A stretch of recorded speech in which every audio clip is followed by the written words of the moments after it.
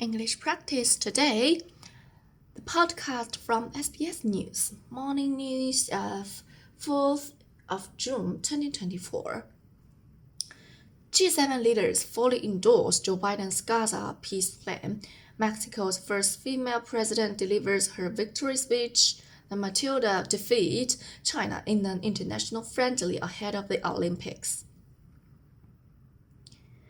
G7 leaders say they fully endorse a ceasefire and hostage release deal outlined by U.S. President Joe Biden. In a statement, the group says the deal will lead to an immediate ceasefire and the release of all hostages. U.S. State Department spokesman Matthew Miller says the U.S. is confident Israel will agree to the deal. Quote, "Endless conflict in Gaza in pursuit of some idea of total victory is not going to make Israel safer. We agree with Israel that Hamas cannot run Gaza. We agree with Israel on Israel's right and Israel's obligation to pursue Hamas for the terrorist attacks of October 7th. But in endless conflict, without a political plan forward, it's just going to leave Israel bogged down in Gaza and is going to exacerbate the security challenges that they face in the north of Israel.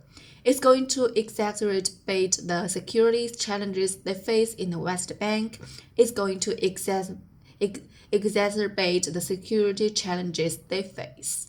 Quote, Mexico has elected its first female president and also its first president with Jewish heritage.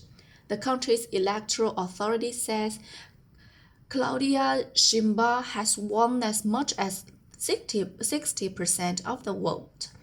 The climate scientist and former Mexico City mayor celebrated her victory, delivering a speech to her supporters and pledging to not let voters down. This supporter says he has great hopes for the future under her leadership.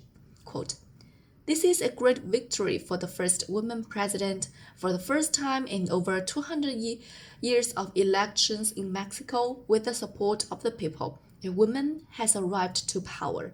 A leftist woman who is committed to all the needs of the Mexican people." Quote, a high court in Pakistan has overturned jailed former Prime Minister Imran Khan's conviction on charges of leaking state secrets. The 70-year-old has been sentenced to 10 years in prison by a lower court on charges of making public a classified cable sent to Islamabad by Pakistan's ambassador in the United States in 2022.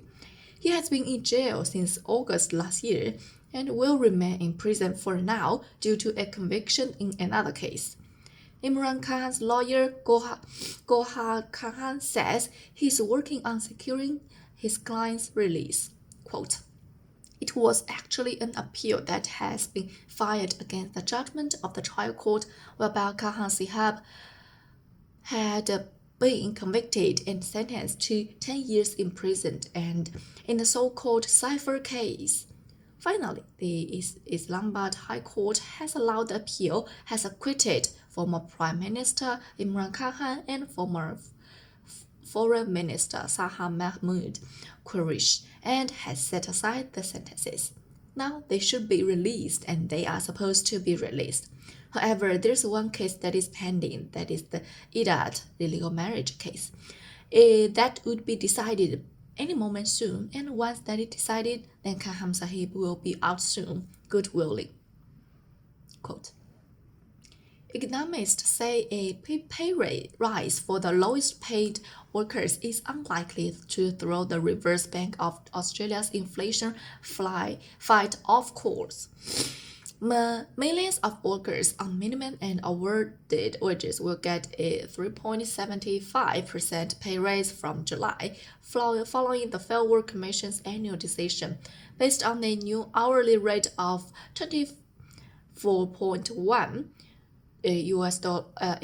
Australian dollars. Full-time workers will take home an extra 33 every week. With inflation running at 3.6% in the year to March, Elise McKee from Pendle Group says the pay rise won't add to inflation. Quote, This impacts about 20% of the employees across Australia, and whilst you will still see real wage growth, it is not going to be as strong as we saw the last year, which is better for service inflation. So hopefully service inflation will continue to moderate, which should mean the RBA will be able to cut by the end of the year, quote. Now in football, the Matildas are heading to the Olympics with their heads held high after securing a 2-0 friendly win over China.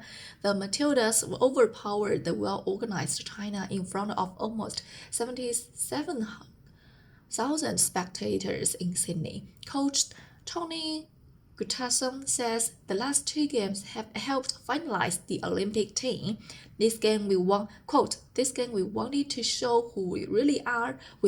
I think we were very, very aggressive and very attacking minded, and we should have been 2-0 up after 20 minutes.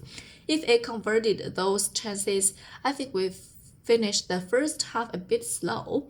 We did some tactical tweaks in halftime, not just personnel-wise, but we did a change in rotation on the left side because we didn't get Seth and Mary included in the game enough, and that caused a lot of problems for them," quote. And that is all of this podcast and from this practice.